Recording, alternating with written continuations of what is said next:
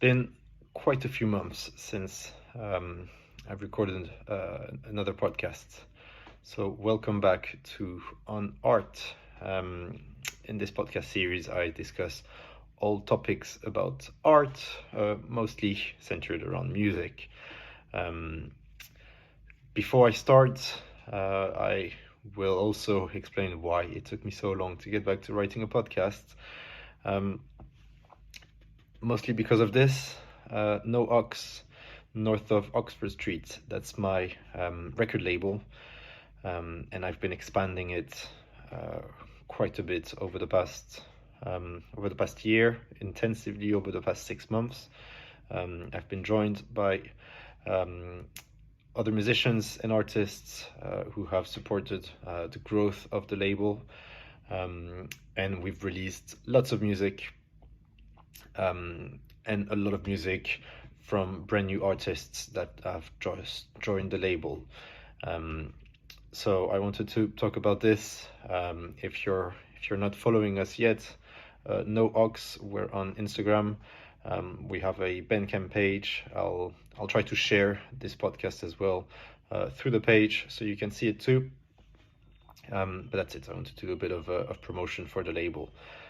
Today I'll do a quick podcast. I want to talk about something that I like very much in music and in art, but mostly in music, and it's solo music. And by this I mean solo instrumental music. I've been listening to a lot of it over the past decade, I'd say, and I've been producing a lot of it. There's two reasons for this, and I think my listening has fed my creating and vice versa, but mostly due to my sort of current life setup, which led me to being able to produce music in a solo context a lot more than in a collaborative context. But I've also always been very attracted to solo instruments and solo instrumental music, and this is because I think there's really such a range of possibilities when it comes to trying to make the most out of a single instrument. I play the piano and the guitar, and I find that it's been explored a lot in terms of solo piano, and obviously all genres alike. I mean, from classical music to jazz, and names like Keith Jarrett and Thelonious Monk have shown that the piano stands on its own, and it's a very rich instrument. When it comes to the guitar, it's been sort of looked at when it comes to classical music. It's been looked at in jazz as well, and there's been some great names. But I think there could be a lot more to it. And I think that particularly the guitar is an instrument that's so interesting.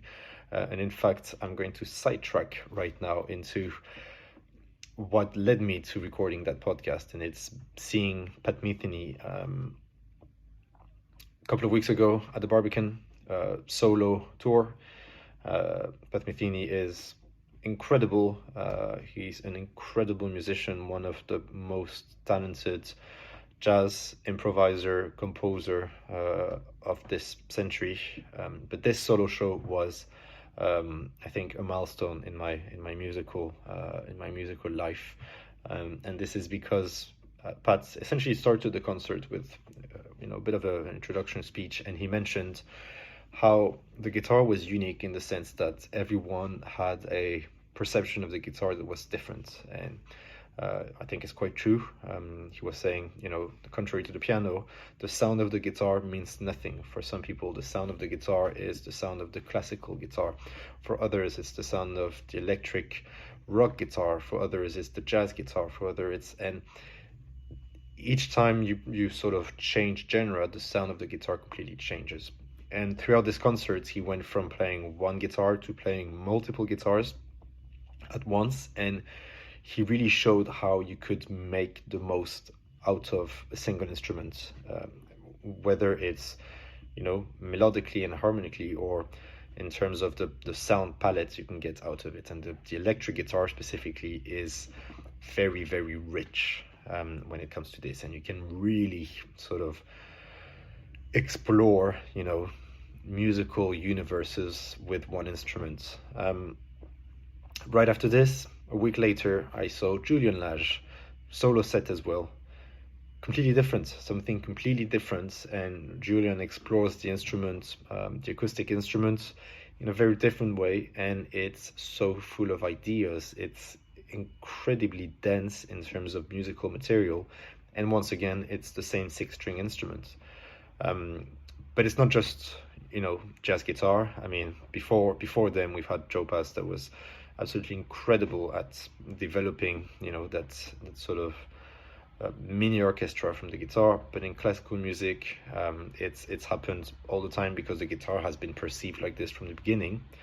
But it's not just the guitar. I mean, Bach has set the rules of music in many areas, but when it comes to exploring a single instrument, from his sonatas and partitas to any work that he's done on the keyboard, I mean, it's absolutely incredible what you can take out of a single instrument. And I think there's so much richness to this, and I feel that throughout my musical life I'll keep sort of finding ways of expressing ideas with a single instrument, and I think it'll be sort of limitless. And this is why I like it so much. This is why I like to write so much for solo instrument.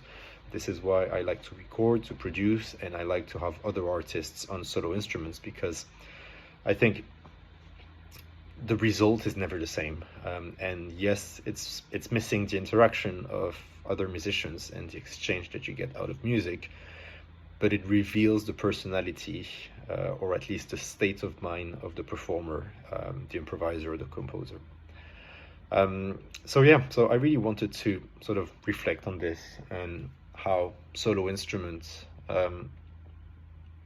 perhaps has been overlooked or not, I don't know, but it's really something that for me has been a almost an obsession, in at least creatively, and really, like I said, because it suits my sort of musical context, and it suits my way of life, and it suits how I create music, and it's true that I and this will probably be the subject of another podcast, but I perceive creating a piece of work like you would perceive painting, and it's true that your painting, once it's finished, is a complete piece of work, and therefore when I create, I need to sort of achieve that complete piece of work. And for me, it goes through composing it, recording it, producing it, and having that full sort of package ready. For me, that's when the work is over. So it suits my lifestyle, my creative lifestyle a lot, but it's also my tastes. I'd be curious to sort of see if you have any sort of artists you feel have excelled at the art of solo instrumental music. Also, it often goes to solo guitar, solo piano, perhaps violin or saxophone. There's a few instruments that sort of lend themselves to being in a solo context. But I mean, Japanese music has been amazing at exploring flute, and there's a couple of recordings. I'll share the links if you're interested, that show how you can get an incredible sonic palette out of a single instrument like the flute. Throughout the classical music history, almost any instrument has been treated in a way or another into a solo context. And last but not least, I mean, recording, the progress that we made in recording also allows to sort of cheat and create something out of a single instrument by overlaying musical ideas. It's something I do quite a bit. If you listen to, for instance, my first sonata for guitar, which is called Noise, it's layering of different improvisations. A lot of what I've been doing is overdubbing. So yeah, even recording techniques allow to really maximize the sound of a solo instrument. yeah, I think it's really interesting. So let me know what you think of this. Let me know if you're attracted to solo instrumental music as well. What are your favorite sort of works, your favorite performers, composers, artists? And yeah, and like I said, I'll wrap up by saying, check out No Ox. It's good also that I can pronounce it, because a lot of people tend to think it's Nooks, but it's No Ox.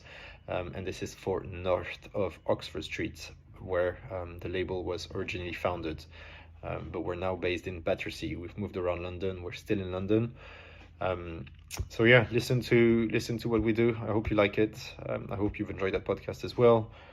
I'll try to make it a bit more regular. The little one is sleeping at the moment, which has allowed me to record about 10 minutes of chat. So see you next time, and thank you for listening.